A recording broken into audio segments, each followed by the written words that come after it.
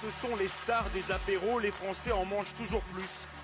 La noix de cajou est tendance, bonne pour la santé, riche en vitamine K et minéraux, parfait pour les végétariens. Pourtant, à l'autre bout du monde, cette petite noix est devenue un cauchemar pour des milliers de travailleurs, des femmes exclusivement. L'Inde est le premier producteur mondial de noix de cajou. Tout au sud du pays se trouve le Tamil Nadu, une région où poussent les anacardiers par milliers, l'arbre de la noix de cajou. Suresh et sa famille en cultivent depuis des générations. Regarde s'il y a des fruits de cajou de ce côté. Et vous ne vous attendez probablement pas à cette forme.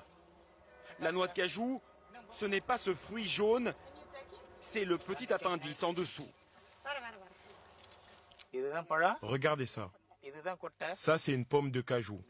Et ça, c'est sa noix. Pour la récupérer, il suffit de la faire tourner. Comme ça. Mais cette noix doit encore être décortiquée. Le travail ne s'arrête pas là. Voici une immense usine de traitement des noix de cajou. Il en existe des dizaines dans la région. Leurs clients ne sont pas en Inde. Ils sont européens ou américains. Espagne, Grèce, Allemagne, on en envoie en Angleterre aussi, et bien sûr en France. Somia Nadou est le fils du patron de l'usine. Il supervise 150 femmes qui décortiquent les noix de cajou.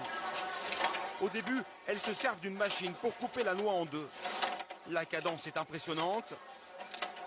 Et pour cause, elles sont payées en fonction de leur productivité, entre 4 et 6 euros par jour. Elles doivent commencer tôt le matin et travailler vite pour gagner quelque chose. Il n'y a pas de salaire fixe pour elles. Le reste du travail est encore plus dur et se fait entièrement à la main. Problème, la coque et la peau de la noix sont difficiles à enlever. Et à l'intérieur se trouvent des produits acides, extrêmement caustiques, qui brûlent la peau. Leurs mains sont manifestement très abîmées.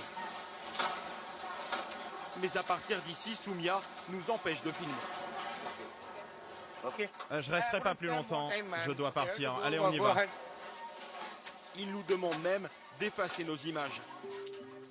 Il préfère que les conditions de travail de ces ouvriers restent secrètes.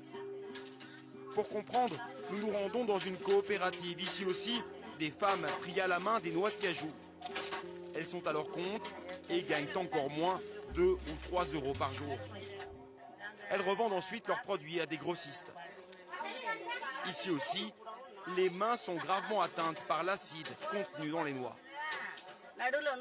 Ce liquide avec lequel nous sommes en contact toute la journée finit par brûler nos doigts et les rendre noirs. Regarde là, une fois une coque est tombée sur ma jambe et ça m'a brûlé immédiatement. Des blessures extrêmement douloureuses, mais impossible pour elles de porter des gants qui les gênent et se déchirent. Et les problèmes ne se limitent pas à la peau. Nos yeux nous brûlent et la nuit, on se sent très fiévreuse, au point de ne pas dormir. Notre vue ne cesse de baisser également. On n'a pas d'autre choix. C'est le seul travail qu'on peut faire ici. Donc on en est complètement dépendant. Après le traitement, la noix de cajou ne contient plus cet acide dangereux quand elle arrive dans nos supermarchés. Pourtant, les importateurs et la grande distribution en Europe exigent toujours des prix plus bas et des quantités plus importantes pour faire face à l'explosion de la demande. Au bout de la chaîne, ce sont elles qui en payent les conséquences, les 50 000 petites mains des noix de cajou, qui elles-mêmes ne peuvent que très rarement s'en offrir.